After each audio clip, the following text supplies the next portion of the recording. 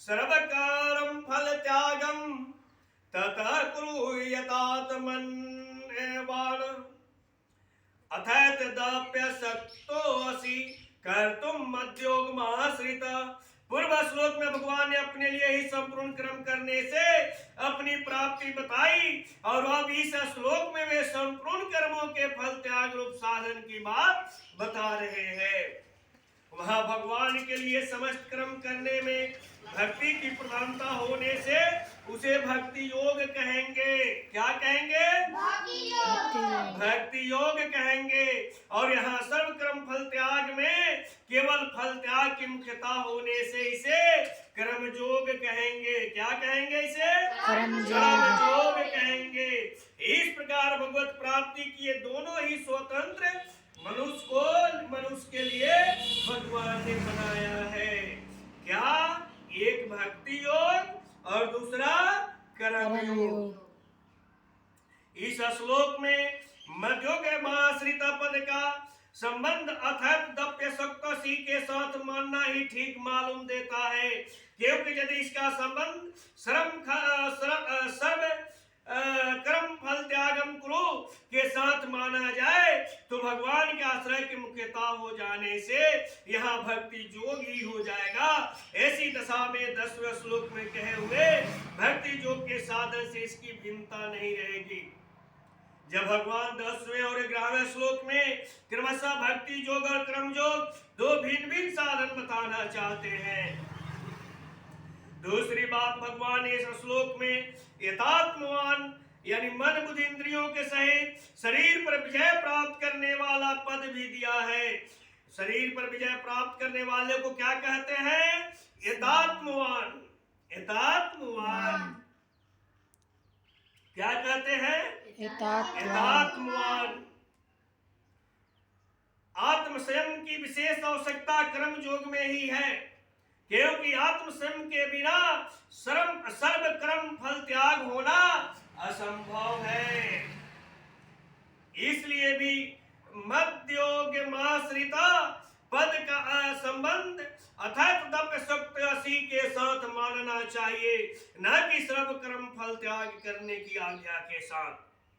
जिसका भगवान पर तो उतना विश्वास नहीं है, पर भगवान के विधान में अर्थात देश समाज की सेवा आदि करने में अधिक विश्वास है, उसके लिए भगवान इस श्लोक में सर्व कर्म फल त्याग रूप साधन बताते हैं। तात्पर्य है कि अगर वह संपूर्ण कर्मों को मेरे अर्पण न कर सके तो जिस फल को प्राप्त करना उसके हाथ की बात नहीं है, उस फल की इच्छा का त्याग कर दे। कर्मण्येवाधिकारस्ते मा फलेषु कदाचन। फल की इच्छा का त्याग करके कर्तव्य कर्म करने से उसका संसार से संबंध विच्छेद हो जाएगा। सर्व कर्म फल त्यागम तथा कुरु यथात्मवान्। कर्म योग के साधन में स्वाभाविक ही कर्मों का विस्तार होता है, क्योंकि योग की प्राप्ति में अनासक्त भाव से कर्म करना ही हेतु कहा गया है। इससे कर्मों में फलासक्ति होने के कारण बंधने का भय रहता है। अतः यथात्मवान पद से भगवान कर्म फल त्याग के साधन में मन इंद्रियों आदि के स्वयं की आवश्यकता बताते हैं। यह ध्यान देने की बात है कि मन इंद्रियों का संयम होने पर कर्म फल त्याग में भी सुगमता होती है। अगर साधक मन बुद्धि इंद्रियों आदि का स्वयं नहीं करता तो स्वाभाविक ही उसके मन द्वारा विषयों का चिंतन होगा और उसकी उन विषयों में आसक्ति हो जाएगी। इससे उसका पतन होने की बहुत संभावना रहेगी। अध्याय का 62वां 63वां श्लोक त्याग का उद्देश्य होने से साधक मन इंद्रियों का संयम सुगमता पूर्वक कर सकता है। यहाँ सर्व कर्म पद यज्ञ दान तप सेवा और वर्णाश्रम के अनुसार जीविका तथा शरीर निर्वाह के लिए किए जाने वाले शास्त्र विहित संपूर्ण कर्मों का वाचक है। सर्व कर्म फल त्याग का अभिप्राय स्वरूप से कर्म फल का त्याग न होकर कर्म फल में ममता शक्ति कामना वासना आदि का त्याग ही है।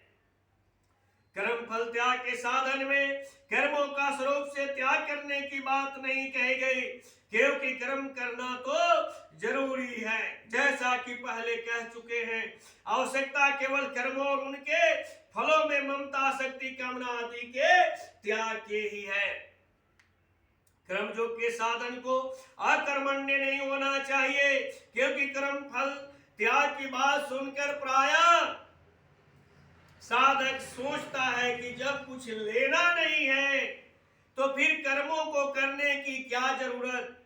इसलिए भगवान ने दूसरे अध्याय के 47वें श्लोक में कर्म योग की बात कहते हुए माते संगो अस्त्व कर्मणि, तेरी कर्म न करने में आसक्ति न हो, यह कहकर साधन के लिए कर्मण्यता का निषेध किया है। 18वें अध्याय के 9 श्लोक में भगवान ने सात्विक त्याग के लक्षण बताते हुए कर्मों में फलाशक्ति के त्याग को ही सात्विक त्याग कहा है, न कि स्वरूप से कर्मों के त्याग को। फलाशक्ति का त्याग करके क्रियाओं को करते रहने से क्रियाओं को करने का वेग शांत हो जाता है और पुरानी आसक्ति मिट जाती है। फल की इच्छा न रहने से कर्मों से श्रद्धा संबंध विच्छेद हो जाता है और नई आसक्ति पैदा नहीं होती। फिर साधक कृत्य हो जाता है। पदार्थों में राग, आसक्ति, कामना, ममता, फलेच्छा आदि ही क्रियाओं का वेग पैदा करने वाली है। इनके रहते हुए हठपूर्वक क्रियाओं का त्याग करने पर भी क्रियाओं का वेग शांत नहीं होता। राग द्वेष रहने के कारण साधक की प्रकृति पुनः उसके कर्मों में लगा देती है। अतः राग द्वेष आदि का त्याग करके निष्काम भाव पूर्वक कर्तव्य करने से ही क्रियाओं का वेग शांत होता है। जिन साधकों की सगुण सकार भावना में स्वाभाविक श्रद्धा और भक्ति नहीं है, प्रत्युत व्यवहारिक और लोकहित के कार्य करने में ही अधिक श्रद्धा रुचि है, ऐसे साधकों के लिए यह साधन बहुत उपयोगी है। भगवान ने जहां भी कर्म फल त्याग की बात कही है, वहां आसक्ति और फलेच्छा के त्याग का अध्याहार कर लेना चाहिए, क्योंकि भगवान के मत में आसक्ति और फलेच्छा का पूरी तरह त्याग होने से ही कर्मों से श्रद्धा संबंध विच्छेद होता है। संपूर्ण कर्मों के फल का त्याग भगवत प्राप्ति का स्वतंत्र साधन है। कर्म फल त्याग से विषयासक्ति का नाश होकर शांति की प्राप्ति हो जाती है।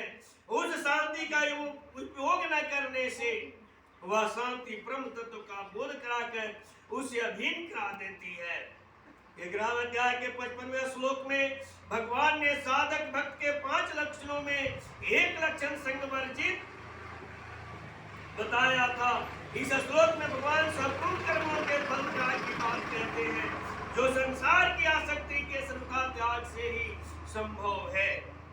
इसका फल भगवान ने इसी अध्याय के 12वें श्लोक में तत्काल ब्रह्म शांति की प्राप्त होना बताया है।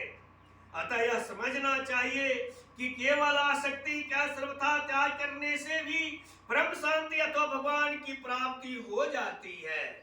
इसलिए मैं अपने साधक गण से यह कहता हूं, अगर भगवान को आप प्राप्त करना चाहते हैं तो आप अपने अंतरात्मा रूपी सागर से उनकी विनती को अपने श्रीमुखार बिंद से निकालिए। आपकी विनती रूपी श्रवण उनके कानों में पड़ेगी और आपके निष्ठा भाव प्रेम बंधन को देखकर भगवान स्वयं आपको सर्वशक्तिमान के रूप में आपको दर्शन देंगे। बोलिए